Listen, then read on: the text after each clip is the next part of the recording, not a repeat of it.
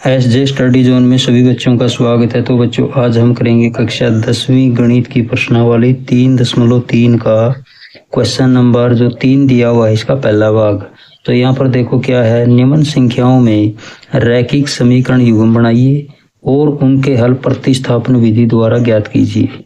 तो पहला भाग क्या दिया हुआ है, दो संख्याओं का अंतर 26 है और एक संख्या दूसरी संख्या की 3 गुणी है, उन्हें ज्ञात कीजिए।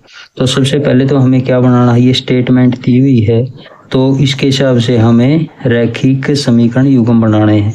तो देखो यहाँ पर क्या दिया हुआ है, दो संख्याओं का अंतर 26 है और एक संख्या दूसरी संख्या की 3 गुणी है, तो वे संख्याएं हमें ज्ञात करनी है। तो यहाँ से हल शुरू करते हैं। तो सबसे पहले हमें क्या करना है, यहाँ पर हम दो संख्या मान लेते हैं कोई भी। तो यहाँ पर माना पहली संख्या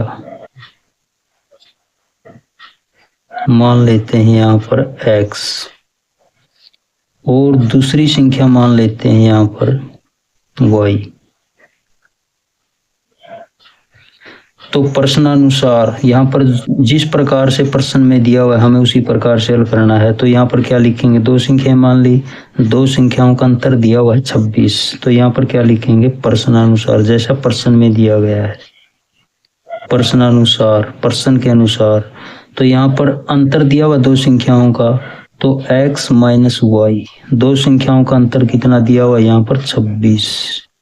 इसको बना लेते हैं समीकरण 1। इसके बाद देखो अगली कंडीशन क्या दी हुई है, एक संख्या दूसरी संख्या की 3 गुणी है। तो एक संख्या दूसरी संख्या की 3 गुणी है तो x बराबर है दूसरी संख्या की 3 गुणी, इसको 3y। तो ये कहता है एक संख्या दूसरी संख्या की 3 गुणी है, तो ये आ गया हमारा यहाँ पर समीकरण 2। x बराबर है 3y, एक संख्या दूसरी की 3 गुणी है।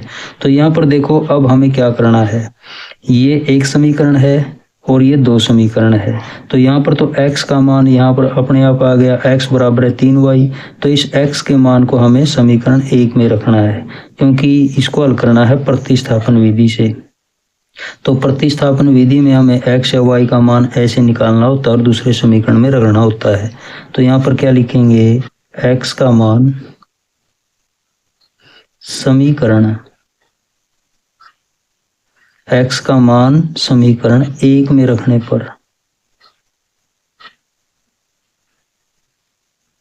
तो एक समीकरण क्या था यहाँ पर देखो, x माइनस का y बराबर है 26। तो x का मान यहाँ पर कितना है 3y। तो इस x के स्थान पर हम लिखेंगे यहाँ पर कितना 3y, इसके बाद माइनस का y और बराबर 26। तो देखो अब इसके बाद 3y में से एक y घटाएंगे तो यहाँ पर कितना बचेगा 2y और बराबर कितना 26। तो y का मान कितना आएगा, 2 गुणा में साइड में भाग में हो जाएगा 26 का बटा 2। 26 को 2 से भाग करेंगे तो 13 दूनी 26। तो y का मान यहाँ पर कितना आया 13।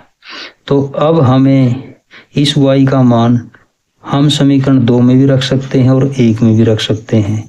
तो देखो अब हमें y का मान समीकरण में रखना होगा। यहाँ पर लिखेंगे y का मान समीकरण, y का मान समीकरण 2 में रख लेते हैं हम। यहाँ पर लिखेंगे 2 में रखने पर, तो दो समीकरण क्या था हमारा, देखो यहाँ पर x बराबर है 3y। तो y का मान रखना है तो x बराबर है 3 गुणा इस y के स्थान पर y का मान कितना है 13। तो यहाँ पर क्या लिखेंगे 13। तो 13 की 3 के साथ गुणा करेंगे 39। तो यह आ गया x का मान। अब देखो जो संख्याएं हमने मानी थी पहली संख्या, तो यहाँ पर लिखेंगे पहली संख्या x मानी थी, तो x का मान कितना है यहाँ पर 39। तो यहाँ पर पहली संख्या कितनी मानी थी x, यहाँ पर 39 आ गया और दूसरी संख्या y मानी थी तो y का मान कितना था 13। तो ये हमारे दोनों संख्याएं आ गई।